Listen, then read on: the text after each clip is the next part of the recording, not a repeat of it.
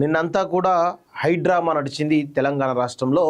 ఒకవైపు ACB case ఏదైతే ఉందో, ఏసీబీకి సంబంధించినటువంటి కేసు ఫార్ములా ఈ రేస్ సంబంధించినటువంటి దాంట్లో గోల్మాల్ జరిగిందని చెప్పేసి ఏసీబీ ఈరోజు ఒక ఎఫ్ఐఆర్ నమోదు చేయడం జరిగింది. అందులో A1గా కేటీఆర్, A2గా అరవింద్ కుమార్, A3గా బిఎల్ రెడ్డి అని చెప్పేసి ముగ్గురు పేర్లు పెట్టి ఎఫ్ఐఆర్ బుక్ చేయడం. నిన్నంతా కూడా హైకోర్టులో ఈరోజు కేటీఆర్ ఆ యొక్క ఎఫ్ఐఆర్ను సవాల్ చేస్తూ క్వాష్ పిటిషన్ వేయడం జరిగింది. దానికి సంబంధించి విపరీతమైనటువంటి వాదనలు జరగడం జరిగింది. ఇటు ఇద్దరు ఇరుపక్షాల మధ్య వాదనలు విన్న తర్వాత ఈరోజు క్వాష్ చేయడానికి వీలు లేదు, మీరు విచారణ ఎదుర్కోవాల్సిందని చెప్పేసి ఈరోజు హైకోర్టు చాలా కీలకమైనటువంటి తీర్పుని ఇవ్వడము, అదేవిధంగా ఒక 10 రోజుల పాటుగా కేటీఆర్ను అరెస్ట్ చేయకుండా కేవలం విచారించాలని చెప్పేసి చెప్పడం జరిగింది. కానీ ఇక్కడ రాష్ట్ర ప్రభుత్వం ఎప్పుడూ కూడా కేటీఆర్ను అంత ఈజీగా అరెస్ట్ చేస్తారైతే అనుకోలేదు. ఎందుకంటే ఎవిడెన్స్ అనేవి సరిగా మొత్తం గ్యాదర్ చేసిన తర్వాత అప్పుడు మాత్రమే అరెస్ట్ చేయడానికి అవకాశం ఉంటుంది. ఎందుకంటే ఇది ఒక ఎలైట్కి అంటే ఒక విఐపికి సంబంధించినటువంటి కేసు కాబట్టి అంత ఈజీగా ఏదో గూడుపుటాని లాగా అరెస్ట్ చేయడానికి అయితే ఛాన్స్ ఉండదు. సో అందులో చాలా క్లియర్గా అన్ని పాయింట్స్ అంటే జడ్జి కన్విన్స్ అయ్యే విధంగా వీళ్ళు ఆధారాలు, ఏసీబీ ఆధారాలు సేకరించాలి. సో ఆ సేకరించి ఎవిడెంట్గా పెట్టిన తర్వాతనే అరెస్ట్ చేయడానికి అవకాశం ఉంటుంది. చాలా టైం పడుతుంది. ఎఫ్ఐఆర్ ఇప్పుడు నమోదు కావచ్చు కాక, కానీ అరెస్ట్ చేయడం రేపో మాపో అంత ఈజీగా ఉండదు. సో కేటీఆర్ను అరెస్ట్ చేయడమా లేకపోతే విచారణకు ఫస్ట్ పిలిచి 2-3 సార్లు పిలిచి మొత్తానికి ఎవిడెన్స్ అన్ని కలెక్ట్ చేసిన తర్వాత ఖచ్చితంగా కేటీఆర్ను అరెస్ట్ చేయడానికి వీలుంటుంది. అది కూడా ఎంతవరకు కేవలం కొన్ని రోజులు మాత్రమే, 1 వీకో 2 వీక్సో లేకపోతే 1 మంత్ 2 మంత్స్ అంతకు మించి అయితే పోవడానికి లేదు.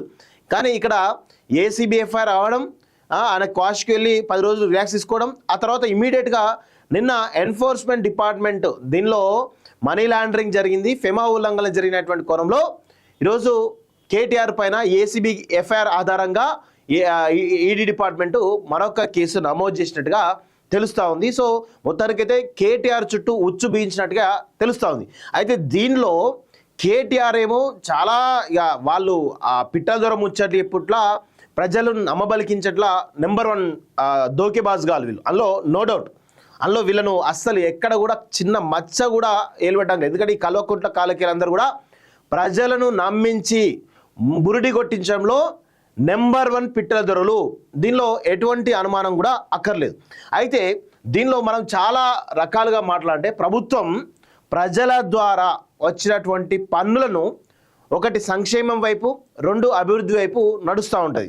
సో ఈరోజు అభివృద్ధి జరుగుతుంది అంటే ఖచ్చితంగా దాని వెనకాల ట్యాక్స్ రూపంలో డబ్బులు పరోక్షంగా ప్రభుత్వానికి వస్తుంది, రావాలి. ఆ విధంగానే అభివృద్ధి పనులు జరుగుతాయి. కానీ ఈరోజు అంటే ప్రభుత్వం కూడా ఒక వ్యాపార సంస్థ లాంటిదే. కానీ వ్యాపారంలో ఏమవుతుందంటే డైరెక్ట్గా ఈరోజు లాభాలు మనం చూస్తాం. కానీ ఈరోజు ప్రభుత్వం ఏం చేస్తుందంటే ఇండైరెక్ట్గా పరోక్షంగా ట్యాక్సుల ద్వారా కావచ్చు, లేకపోతే వివిధ కార్పొరేషన్లు కావచ్చు, వివిధ డిపార్ట్మెంట్స్కు పరోక్షంగా పన్నుల రూపంలో డబ్బులు రావడం ద్వారా ప్రభుత్వం నడుస్తుంది. అంటే ఎక్కడైనా కానీ ఎంతో కొంతమేర లాభాపేక్ష అనేది అభివృద్ధి పనుల్లో ఉంటుంది అనేది మనం గుర్తుపెట్టుకోవాల్సిన అవసరం అయితే ఉంటుంది మిత్రులారా. ఇంకొక వైపు సంక్షేమంలో కూడా ఈరోజు డైరెక్ట్గా ఇక్కడ ప్రజల నుంచి వచ్చిన డబ్బులను ప్రజలకే పెట్టాలనేటువంటి కోణంలో ఒక 2 రకాల ఈక్వేషన్లు ఉంటాయి. ఒకటి సంక్షేమం వైపు, 2 అభివృద్ధి వైపు. సంక్షేమంలో ఖచ్చితంగా ఎలాంటి లాభాపేక్ష ఉండదు, అది కేవలం సర్వీస్ మోడ్. అంటే ఒక ప్రైవేట్ లిమిటెడ్ కంపెనీ ఏ విధంగా అయితే సోషల్ రెస్పాన్సిబిలిటీ కింద ఏ విధంగా అయితే పనిచేస్తుందో అదేవిధంగా సోషల్ రెస్పాన్సిబిలిటీ కింద ప్రభుత్వం కూడా ఈరోజు ఖచ్చితంగా సంక్షేమ వైపు అడుగులేస్తుంది. చాలా గవర్నమెంట్లు ఏం చేస్తారంటే సంక్షేమాన్ని ఎక్కువ చేస్తూ అభివృద్ధి తక్కువ చేస్తుంటాయి, కొన్ని 2 బ్యాలెన్స్గా చేస్తుంటాయి, కొన్ని ఏమో అభివృద్ధి ఎక్కువ చేసి సంక్షేమం తక్కువ చేస్తుంటుంది. సో ఇలా ఎవరి గవర్నమెంట్లు వాళ్ళ తీరుగా అక్కడ ఉన్నటువంటి స్థానిక పరిస్థితుల బేస్ చేసుకొని ఈ విధమైనటువంటి పరిపాలన చేస్తూ ఉంటారు. ఇదంతా కూడా కామన్ విషయం. సో దీనిలో F1 రేస్ విషయానికి వచ్చినట్లయితే మనం చాలా విషయాలు గమనించాలి మిత్రులారా. ఈ ఫార్ములా ఈ రేస్ అనేది కేటీఆర్ ఏం చెప్తున్నాడు, నేను హైదరాబాద్ బ్రాండ్ పెంచడానికి చేసిన, అదేవిధంగా ఇక్కడ రాబోయే రోజుల్లో ఎలక్ట్రిక్ వెహికల్ హబ్గా చేయడానికి నేను ఒక ప్రయత్నం చేసిన అని చెప్పేసి చెప్తా ఉన్నాడు. కానీ ఇవేవి కూడా ఈరోజు పరిపాలనలో భాగస్వామ్యం కావు. ఈరోజు మీరు చేయడం మంచి పద్ధతి కావచ్చు కానీ దాని వెనకాల మీ కుట్ర కోణం ఏంది? ఈరోజు రాజ్యాంగం మీకు ఏం హక్కులు ఇచ్చింది? ఈరోజు సెక్రటరీ బిజినెస్ రూల్స్ ఏం చెప్తా ఉన్నాయి? ఫైనాన్స్ క్లియరెన్స్లు ఏం చెప్తా, ఫైనాన్స్ డిపార్ట్మెంట్ ఏం చెప్తా ఉంది? హెచ్ఎండిఏ కానీ ఎంఏయుడి కానీ ఈ డిపార్ట్మెంట్స్ ఏం చెప్తా ఉన్నాయి? మీ ఈ రెండు డిపార్ట్మెంట్లకి మరియు ఆ F&A సంబంధించినటువంటి ఆ కంపెనీకి మధ్య ఏం ఒప్పందాలు ఉన్నాయి అనేది అన్నీ కూడా చాలా క్లియర్గా మాట్లాడుకోవాల్సిన అవసరం అయితే ఉంది. సో ఎప్పుడైతే ఈ రాజ్యాంగం ఇచ్చినటువంటి హక్కులు, పరిపాలన సంబంధించిన హక్కులు ఏవైతే కాలరాయబడతాయో అప్పుడు ఖచ్చితంగా అవినీతి జరిగిందని కానీ అక్రమాలు జరిగిందని చెప్పేసి ఒక క్లారిటీకి వచ్చేసి దాని మీద విచారణ జరగడం పరిపాటిగా జరిగేటువంటి ప్రక్రియ. సో దీనిలో మనం చాలా క్లియర్గా చెప్పుకోవాల్సిన విషయం ఏంటంటే దీనిలో కేటీఆర్ చెప్తున్న విషయాలు, అదేవిధంగా అసలు ఏముంటాయి దీనిలో అనేటువంటి విషయాలు మనం క్లియర్గా చూడాల్సిన అవసరం అయితే ఉంది. దీనిలో స్టెప్ బై స్టెప్ ప్రాసెస్లో మనం ఒకసారి క్లియర్గా చూసినట్లయితే హెచ్ఎండిఏ దాని గురించి క్లియర్గా చెప్తా ఉన్నాడు. అదేవిధంగా ఎంఏయుడి, దాని తర్వాత ఏది నెక్స్ట్ జెన్ అనేటువంటి కంపెనీ, గ్రీన్కో కంపెనీ, ఆ తర్వాత F&A సంబంధించినటువంటి కంపెనీ. ఈ 4 కంపెనీలు, ఈ 4 మధ్యలో జరిగినటువంటి ఈ F&A ఈ 4 మధ్యలో జరిగిందని చాలా క్లియర్గా కేటీఆర్ చెప్తా ఉన్నాడు. సో మొదటి రేస్ అయిపోయిన తర్వాత ఈరోజు కేటీఆర్ ఏం చెప్తా ఉన్నాడు? పరోక్షంగా 700 కోట్ల రూపాయల డబ్బులు వచ్చిందని చెప్పేసి కేటీఆర్ చెప్తా ఉన్నాడు. దానికి సంబంధించినటువంటి ఒక నెల్సన్ రిపోర్ట్ అని చెప్పేసి చెప్తా ఉన్నాడు తప్ప అది ఎంతవరకు కూడా దాన్ని నమ్మడానికి లేదు. ఎందుకంటే ఇలాంటి ఇంటర్నేషనల్ రిపోర్ట్ ఇచ్చేటువంటి సంస్థలు ఏవైతున్నాయో ఇవి పెయిడ్ సంస్థలు, ఇవి డబ్బులు ఇచ్చేసి రాయించుకుంటారు. దాంతో నేషనల్ మీడియాలో కూడా పెద్ద ఎత్తున ప్రొజెక్ట్ చేసుకుంటారు. సో ఇది కామన్గా జరిగేటువంటి ప్రక్రియ. దాన్ని బేస్ చేసుకునే కేటీఆర్ మాట్లాడుతున్నాడు. కేవలం నెల్సన్ సంబంధించిన రిపోర్ట్ను బేస్ చేసుకునే ఈరోజు తెలంగాణకు 700 కోట్ల పైగా లాభం వచ్చని చెప్పేసి చెప్తా ఉన్నాడు. కానీ ఎక్కడ కూడా దీనికి ఎవిడెన్స్ లేదు. ఎవిడెంట్గా ఎక్కడ కూడా దానికి లాభాలు వచ్చినట్టు ఎక్కడ కూడా కనబడతలేదు. ఎందుకంటే హైదరాబాద్లో రేస్ ఉన్నా లేకపోయినా ఈరోజు హోటల్స్ అన్ని బుక్ అయితే ఉంటాయి, ట్రావెల్స్ బిజీనే ఉంటాయి. దానిలో ఎటువంటి అవకతవకలు, ఎటువంటి బేస్జాలు ఉండవు. సో కానీ కేవలం నెల్సన్ ఇచ్చినటువంటి ఒక పెయిడ్ PR రిపోర్ట్, అది కూడా కేటీఆర్ ఆధ్వర్యంలో ఆయన ఈ PR మార్కెటింగ్లో తోపు. ఎందుకంటే ఇప్పుడు చూస్తూ ఉన్నాం కదా ఏ విధంగా సోషల్ మీడియాలో ఏ విధంగా మార్కెటింగ్ చేసుకుంటూ అని చూస్తారు. ఇదంతా కూడా PR మార్కెటింగ్ కిందకి వస్తుంది. సో PR మార్కెటింగ్ ద్వారా దీన్ని ఇంటర్నేషనల్ లెవెల్లో ప్రొజెక్ట్ చేసుకోవడానికి ఒక ప్రయత్నం చేసిండు కేటీఆర్. దానిలో భాగంగా ఈ నెల్సన్ రిపోర్ట్ను తయారు చేయించేసి దానిలో నేషనల్ మీడియాలో ప్రొజెక్ట్ చేయించిన అంతా కూడా కామన్గా జరిగేటువంటి ప్రక్రియ. ఇది ఒక ఎత్తు. సో కేటీఆర్ అని చెప్తూ నెల్సన్ ద్వారా 700 కోట్లు వచ్చిందని చెప్తా ఉన్నాడు. ఆ తర్వాత గ్రీన్కో కంపెనీకి, ఏది నెక్స్ట్ జెన్ అనేటువంటి కంపెనీకి లాస్ వచ్చింది కాబట్టి ఈ ప్రమోటర్ అనే వ్యక్తి ఈరోజు విత్ డ్రా అయ్యింది అని చెప్పి అంటున్నాడు. ఇది అసలు విషయం. ఇక్కడ నిజంగా 700 కోట్ల లాభం వచ్చి ఉంటే మరి ప్రమోటర్కి ఎందుకు నష్టం వస్తుంది? ఇది అందరూ కూడా ఒక్కసారి గమనించాల్సిన అవసరం అయితే ఉంది. అందులో 31,000 మంది విదేశీకి సంబంధించినటువంటి ఇతర ప్రాంతాల నుంచి out station, Hyderabad out station వచ్చని చెప్పేసి కేటీఆర్ చెప్తా ఉన్నాడు.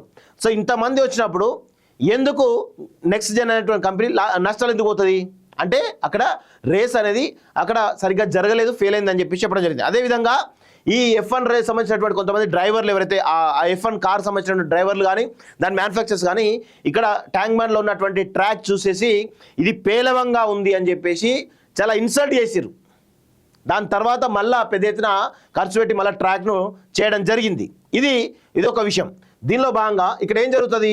ప్రభుత్వానికి ఈ కంపెనీకి మధ్య ఏమైనా ఒప్పందం జరుగుతుందంటే ఎలాంటి ఒప్పందం లేదు. కేవలం మౌఖికంగా మాత్రమే మాట్లాడుకుంటారు. మాట్లాడుకున్న తర్వాత ఎవరితో ఒప్పందం జరుగుతుంది? ఒక ప్రమోటర్ తోటి ఒప్పందం జరుగుతుంది.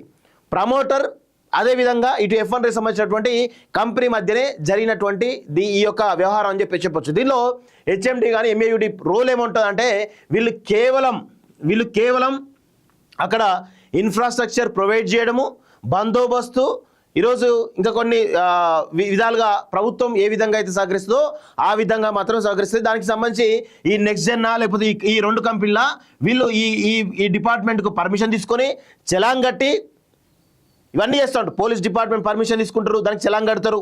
ఎందుకంటే సెక్యూరిటీ కోసం ఇదో ఎంఏయుడికి లెటర్ రాస్తారు, వాళ్ళు ఇన్ఫ్రాస్ట్రక్చర్ ప్రొవైడ్ చేస్తారు, దానికి చలాన్ కడతారు. ఈ విధంగా అన్ని రకాల డిపార్ట్మెంట్స్కు ఆ పర్మిషన్ తీసుకొని చలాన్ కట్టి ఈరోజు వీళ్ళు రేస్ నిర్వహిస్తారు. దీనిలో ఈ F1 కంపెనీ కానీ ఈ 2 ఎంఏయుడికి కానీ ఎలాంటి సంబంధం ఉండదు, ఎలాంటి ఒప్పందం కూడా ఉండదు. కేవలం వీళ్ళు పర్మిషన్స్, ఇన్ఫ్రాస్ట్రక్చర్ ప్రొవైడ్ చేయడం కానీ లేకపోతే ఇంకా పైన ఇంకేమైనా అవసరాలు ఉంటే తీర్చడము, ప్రభుత్వ పరంగా తీర్చే బాధ్యత తప్ప వేరే ఏది ఉండదు. ఇది అసలు ప్రక్రియ. కానీ దీనిలో ఈరోజు కేటీఆర్ ఏం చెప్తా ఉన్నాడు? హెచ్ఎండిఏ నుంచి డైరెక్ట్గా డబ్బులు విదేశీ కంపెనీకి ట్రాన్స్ఫర్ చేయడం, ఇది ఒక పాయింట్. దీనిలో ఎక్కడ హెచ్ఎండిఏ నుంచి డైరెక్ట్గా F1 కంపెనీకి డబ్బులు దాదాపు 55 కోట్ల రూపాయలు ట్రాన్స్ఫర్ అయినాయి. ఈ 55 కోట్ల ట్రాన్స్ఫర్ అయ్యే ముందు హెచ్ఎండిఏ కానీ F1 రేస్ కంపెనీకి కానీ ఏమైనా ఒప్పందం ఉందా, ఏమైనా అగ్రిమెంట్ ఉందా? వీళ్ళు 55 కోట్లు తీసుకున్న తర్వాత అగ్రిమెంట్ చేయడం జరిగింది, అవునా? ఈ అగ్రిమెంట్ ఎప్పుడు జనరల్గా మనం అగ్రిమెంట్ ఎప్పుడు చేస్తూ ఉంటాం? మనము డబ్బులు ఇచ్చే ముందు అగ్రిమెంట్ చేసుకున్న తర్వాత డబ్బులు ఇస్తాం, అగ్రిమెంట్ చేసుకున్న తర్వాత డబ్బులు ఇస్తాం. కానీ ఇక్కడ 55 కోట్లు ట్రాన్స్ఫర్ చేసిన తర్వాత ఎలాంటి అవి లేకుండా, పర్మిషన్ లేకుండా డైరెక్ట్గా అగ్రిమెంట్ చేసుకోవడం జరిగింది. ఇది చాలా పెద్ద పొరపాటు. అసలు హెచ్ఎండిఏ అదేవిధంగా ఎంఏవి నుంచి డబ్బులు విదేశీ కంపెనీ పోవడమే పొరపాటు, ఎలాంటి పరిమితులు. అయితే ఈ 55 కోట్ల ఇదొక ఉల్లంఘన జరిగింది. ఇంకొక ఉల్లంఘన ఏంటంటే 55 కోట్ల రూపాయలు అనేది ఈరోజు మనం, ఇది చాలా చిన్న అమౌంట్ కాదు, చాలా పెద్ద అమౌంట్.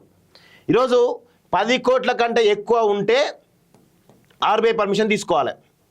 వీళ్ళు ఆర్బీఐ పర్మిషన్ తీసుకొని చాలా స్పష్టంగా ఏసీబీ ఎఫ్ఐఆర్లో ఉండడం జరిగింది. అయితే దీనిలో హెచ్ఎండిఏ నుంచి డబ్బులు ఎందుకు పోతున్నాయి అనేది కోణంలో హెచ్ఎండిఏ యొక్క బోర్డు రిజల్యూషన్ ఏమైనా ఉందా? అది కూడా లేదు, అదొక ఉల్లంఘన. లేకపోతే ఏమైనా క్యాబినెట్ అప్రూవల్ ఉందా, దాని ప్రకారం ఏమైనా చేశారంటే అది లేదు. లేకపోతే ఏమైనా సెక్రటరియట్ బిజినెస్ రూల్స్ ప్రకారం ఏమైనా వేసిర్రా అంటే అది లేదు. సెక్రటరీ బిజినెస్ రూల్స్ ప్రకారం కూడా ఏం చేయలేదు అనేది చాలా స్పష్టంగా తెలుస్తూ ఉంది. లేకపోతే finance ministry of finance department కదా, దాని నుంచి ఏమైనా క్లియరెన్స్ ఉందా? అది లేదు. సో ఇన్ని ఉల్లంఘనలు జరిగినాయి. అదేవిధంగా ఇక్కడ ట్రాన్సాక్షన్ ఎప్పుడు జరిగింది? ఎలక్షన్ కోడ్ అమల్లో ఉన్నప్పుడు జరిగింది. సో ఎలక్షన్ కోడ్ అమల్లో ఉన్నప్పుడు నువ్వు ఏ విధమైనటువంటి ట్రాన్సాక్షన్ చేయాలన్నా కానీ ఖచ్చితంగా ఎలక్షన్ డిపార్ట్మెంట్ ఏదైతే ఉందో ఈసీఐ నుంచి పర్మిషన్ తీసుకోవాలి. పర్మిషన్ తీసుకున్న తర్వాతనే డబ్బులు పంపించాలి. ఈరోజు ఇన్ని ఉల్లంఘనలు జరిగాయి. ఈరోజు 55 కోట్ల రూపాయలు డైరెక్ట్గా వితౌట్ అగ్రిమెంట్ ట్రాన్స్ఫర్ చేయండి. ఇది ఫస్ట్ వైలేషన్. సెకండ్ వైలేషన్ 10 కోట్ల కన్నా ఎక్కువగా ఉంటే వీళ్ళు ఆల్రెడీ హెచ్ఎండి ఏం చేసింది, ఈ 8 కోట్ల రూపాయలు ఆల్రెడీ ఫైన్ కట్టడం జరిగింది ఆర్బీఐకి, వీళ్ళు చేసినటువంటి నిబంధనల ఉల్లంఘన వల్ల. దానివల్ల 8 కోట్లు ఎవరి నష్టం? ప్రభుత్వానికి నష్టం కదా. దీనికి కారణము మరి కేటీఆరే కదా. ఎవరి డబ్బు? అదేం వాళ్ళ కేటీఆర్ అయ్యేదో లేదు కేసీఆర్ అయ్యేదో కాదు కదా డబ్బు, అది ప్రజల డబ్బు. ప్రజల డబ్బులు ప్రతి ఒక్క రూపాయికి ఒక లెక్క ఉంటుంది. ఆ లెక్క బ్రాండ్ ఇమేజు లేకపోతే ఫ్యూచర్ ఆస్పెక్ట్స్ అవన్నీ కూడా పక్కన పెట్టండి. ఫస్ట్ ఈ ఉల్లంఘనలు జరిగినా లేవా మనం చూద్దాం. సో ఫస్ట్ ఏంది, అగ్రిమెంట్ లేకుండానే 55 కోట్లు ట్రాన్స్ఫర్ చేయడం జరిగింది ఏది F1 రేస్ సంబంధించిన కంపెనీకి. ఆ తర్వాత 10 crores కంటే ఎక్కువ చేస్తే ఆర్బీఐ నిబంధనల ప్రకారం పర్మిషన్ తీసుకోవాలి. ఇక్కడ ఆర్బీఐ పర్మిషన్ లేదు. ఇక్కడ హెచ్ఎండిఏ బోర్డు రిజల్యూషన్స్ కానీ ఇంకా ఏవి కానీ లేవు. ఆ తర్వాత క్యాబినెట్ అప్రూవల్ కానీ ఏది కానీ లేదు. సెక్రటరీ బిజినెస్ రూల్స్ ప్రకారం చేయలేదు. ఫైనాన్స్ క్లియరెన్స్ అసలు లేదు, ఫైనాన్స్ డిపార్ట్మెంట్ క్లియరెన్స్ కూడా లేదు. అదేవిధంగా ఎలక్షన్ కోడ్లో ఈరోజు ఎలక్షన్ కోడ్కు విరుద్ధంగా ఎలక్షన్ కోడ్ అమల్లో ఉండగా ఇవి ఇంత పెద్ద డబ్బు ట్రాన్స్ఫర్ చేయడం కూడా ఇన్ని రకాల వైలేషన్ జరిగినప్పుడు కేటీఆర్ నేరం చేసిండా కాదా? ఈరోజు ఏం చెప్తా ఉన్నాడు, F1 రేస్ పోతుంది కాబట్టి నేను ఆగమేఘాల మీద మౌఖికంగా నేను అరవింద్ కుమార్ చెప్పినా అని చెప్పేసి ఇండైరెక్ట్ చెప్తా ఉన్నాడు. ఇది అంటే ఇదే నువ్వేమన్నా మీ ఇంట్లో జాగిర్ అనుకుంటారా, మీ ఇంట్లో ఏమన్నా అవనుకుంటారా, పెళ్లి ఏమైనా చేసుకునే కార్యక్రమం అనుకుంటారా, దేనికంటే అని తీయచ్చని? ఒక గవర్నమెంట్ నడుపుతున్నప్పుడు ఒళ్ళు దగ్గర పెట్టుకొని నడపాలి. అలా నడపకుండా ఈరోజు ఈ విధమైనటువంటి పరిస్థితుల్లో ఇన్ని ఉల్లంఘనలు జరిగినాయి. 1, 2, 3, 4, 5, 6, 7 ఉల్లంఘనలు చేసిన కేటీఆర్ను అరెస్ట్ చేయొద్దా వద్దా? అందుకే కోర్టు నిన్న చాలా ఇన్ని క్లియర్గా ఉన్నాయి కాబట్టి చాలా పెద్ద లాయర్, సుందరమైనటువంటి పెద్ద లాయర్ వాదించినప్పటికీ కూడా ఈరోజు జడ్జి కన్విన్స్ కాలేదు. ఇందులో ఖచ్చితంగా ఫ్రాడ్ జరిగింది కాబట్టి నువ్వు విచారణ ఎదుర్కోవాల్సిందని చెప్పేసి హైకోర్టు చాలా స్పష్టంగా చెప్పడం జరిగింది. సో దానిలో భాగంగానే ఒక 10 days మాత్రమే అరెస్ట్ చేయకుండా ఉండాలని చెప్పేసి అంటూ ఉన్నారు. కానీ ఈ రాష్ట్ర ప్రభుత్వం నాకు తెలిసి అంత ఈజీగా ఏసీబీ ఇంకా చాలా ఎవిడెన్స్ కలెక్ట్ చేయాల్సిన అవసరం ఉంటుంది. ఈరోజు దానిలో ఉన్నటువంటి చాలా మందిని కూడా విచారించిన తర్వాత ఏసీబీ అంత ఈజీగా కేసు పెట్టింది. ఫస్ట్ అయితే ఎఫ్ఐఆర్ బుక్ అయింది. ఈరోజు ఢిల్లీ లిక్కర్ స్కామ్లో 2022లో ఎఫ్ఐఆర్ బుక్ అయితే ఆమె అరెస్ట్ అయింది 2024, అంటే 2.5 సంవత్సరాల తర్వాత ఆమె అరెస్ట్ అయింది. అంటే ఎంత పెద్దగా విచారణ జరిగిందో చూడండి. ఇప్పుడు కూడా మీరు రాసి పెట్టుకోండి, ఏసీబీ చాలా ఎవిడెన్స్ అన్ని కలెక్ట్ చేసిన తర్వాత ఎవిడెన్స్ అన్ని పక్కా ఉన్నప్పుడు ఖచ్చితంగా కేసీఆర్ని అరెస్ట్ చేసేటటువంటి అవకాశం అయితే ఉంటుంది. ఇది అందరూ కూడా గుర్తుపెట్టుకోవాల్సిన అవసరం అయితే ఉంటుంది మిత్రులారా. ఇది కొంచెం సమయం పట్టేటువంటి అవకాశం అయితే ఉంటుంది. సో 10 రోజులు అనేవి రాష్ట్ర ప్రభుత్వం పెద్ద ఎదురు దెబ్బ అని మనం కూడా పొరపాటు, అది కామన్గా జరిగే ప్రక్రియ. దానిలో కేటీఆర్ ఎట్లా విచారణ పిలుస్తారు, అడుగుతారు, ఆయన చేసిండా లేదా చెప్తారు, దాని ప్రకారం కేసును ఆ యొక్క దాన్ని స్టేట్మెంట్ రికార్డ్ చేస్తారు. ఆ స్టేట్మెంట్ రికార్డ్ చేసిన తర్వాత దాన్ని బేస్ చేసుకొని కేటీఆర్ 10 రోజుల తర్వాత ఎప్పుడైనా అరెస్ట్ చేయడానికి స్కోప్ ఉంటుంది. ఇది అసలు జరిగినటువంటి వాస్తవం. దీనిలో మనం ఎంత అవునన్నా కాదన్నా ఒక రాష్ట్ర ప్రభుత్వం రాజ్యాంగ హక్కుల ప్రకారం పాలించాలి తప్ప ఈరోజు నా అయ్య జాగిరి, నా తాత జాగిరి అనుకుంటూ మాట్లాడితే అనుకుంటూ ఈరోజు పరిపాలన చేస్తుందంటే ఖచ్చితంగా ఇలాంటివి పరిస్థితులు ఎదుర్కొంటావు. సో ఈడీ కూడా ఈరోజు ఎంటర్ అయింది కాబట్టి కేటీఆర్ చుట్టూ ఉచ్చు బిగిస్తుందని చెప్పొచ్చు. ఎందుకంటే ఈడీ కనుక ఒక్కసారి కేసు ఫైల్ చేసిందంటే ఖచ్చితంగా రాసి పెట్టుకోండి, ఈ కేటీఆర్ అనేటువంటి వ్యక్తి ఖచ్చితంగా అరెస్ట్ కావడానికి స్కోప్ అయితే బలంగా ఉందనేది అందరూ కూడా గుర్తుపెట్టుకోవాల్సిన అవసరం అయితే ఉంది. ఇందులో ఫెమా ఉల్లంఘనలు జరిగినాయి, అందులో ఎటువంటి అది లేదు. ఎందుకంటే ఆర్బీఐ పర్మిషన్ లేకుండా 55 కోట్ల రూపాయలను ఈరోజు విదేశాలు తరలించడం అనేది ఖచ్చితంగా ఇది ఒక పిఎంఎల్ఏ యాక్ట్ కింద ఫెమా నిబంధనలు ఉల్లంఘించిన దాని కింద పెద్ద ఎత్తున ఈరోజు నేరం జరిగిందని చెప్పేసి తెలుస్తూ ఉంటుంది. సో అందుకే ఈడీ కూడా అరెస్ట్ చేయడానికి ఛాన్సెస్ అయితే ఉన్నాయి మిత్రులారా. సో అందుకే ఏసీబీకి రిలాక్సేషన్ ఇచ్చినా ఈడీ మాత్రం ఖచ్చితంగా దీనిపైన సీరియస్ యాక్షన్ తీసుకునే అవకాశం అయితే కనబడతా ఉంది. సో ఇది మొత్తానికైతే కేటీఆర్ సంబంధించినటువంటి అసలు విషయం. దీనిపైన అందరూ కూడా ఒకసారి ఖచ్చితంగా చర్చ చేయాల్సిన అవసరం అయితే ఉంటుంది. కేటీఆర్ వీళ్ళు గత 10 ఏళ్ళలో తమ ఇష్టారీతిగా ఏది పడుతుంది, ఈరోజు కాళేశ్వరంలో ఒక లెక్కపత్రం ఉండదు, మిషన్ భగీరథలో లెక్కపత్రం ఉండదు, ధరణిలో లెక్కపత్రం ఉండదు, దళిత బంధులో లెక్కపత్రం ఉండదు, ఏ పథకంలో కూడా లెక్కపత్రం అనేది ఉండదు. రైతు బంధు 50,000 కోట్ల రూపాయలు అనేకరంతమైనవి. ఇది ప్రజలందరూ కూడా తెలుసుకోవాలి. 50,000 కోట్ల రూపాయలు కనుక ఆదాయం ఉంటే ఈరోజు రైతు బంధులో పడవ భూములకు, పెట్రోల్ బంకులకు, రియల్ ఎస్టేట్ వెంచర్లకు, బీడు భూములకు అన్నిటికి కూడా ఇవ్వడం జరిగింది. 50,000 కోట్ల రూపాయలు గత 5-6 ఏళ్లలో ఈరోజు ప్రజల సొమ్ము ఈరోజు అనేకరంతమైంది. 50,000 కోట్ల రూపాయల పైగా ఈరోజు ఆ 50,000 కోట్లు ఉంటే ఈరోజు విద్యా వ్యవస్థను కానీ వైద్య వ్యవస్థను కానీ ఏ విధంగా మనం నెక్స్ట్ లెవెల్కి తీసుకెళ్లొచ్చో ఒకసారి అర్థం చేసుకోండి. భవిష్యత్ తరాలు నిర్మించేటువంటి అవకాశం ఉండే కేసీఆర్కి, కానీ ఈరోజు భవిష్యత్ తరాలను ఈరోజు నాశనం చేసి కేసీఆర్ కుటుంబం లక్షల కోట్ల రూపాయలు సంపాదించిందనడానికి అనేకమైనటువంటి ఆధారాలు ఉన్నాయి. అందుకే ఈ కుటుంబాన్ని ఈరోజు ఖచ్చితంగా ఈరోజు శిక్షించాలి, వీళ్ళ నుంచి అవినీతి సొమ్ము కక్కించాలి. వీళ్ళు తెలంగాణ రాకముందు అడుక్క తిన్న బతుకులు వీళ్ళయి. అడుక్క తిన్న బతుకులు వీళ్ళయి. తెలంగాణ వచ్చిన తర్వాత లక్షల కోట్ల రూపాయలు సంపాదించుకొని ఈరోజు అవినీతి చేసి, అక్రమాలు చేసి, ఈరోజు ప్రజలను మోసం చేసి భవిష్యత్ తరాలను నాశనం చేసినటువంటి ఈ కల్వకుంట్ల కాలకేలను తెలంగాణ సమాజం ఈరోజు వదలొద్దు అని చెప్పేసి కూడా కోరుతాను. ఈ ప్రభుత్వం కూడా రేవంత్ రెడ్డి గారిని కూడా నేను డిమాండ్ చేస్తా ఉన్నాను, వీళ్ళని ఎట్టి పరిస్థితులను వీళ్ళని వదలొద్దు, వీళ్ళ పైన అన్ని చర్యలు కూడా తీసుకోవాలి. వీళ్ళు గత 10 ఏళ్ళలో చేసినటువంటి దోపిడీ అవుతుందో బయటికి కక్కించాలని చెప్పేసి కూడా కాళోజీ టీవీ తరఫున, తెలంగాణ సమాజం తరఫున నేను డిమాండ్ చేస్తా ఉన్నాను. సో ఇది బేసిక్గా ఏసీబీ సంబంధించిన కేసు విషయం.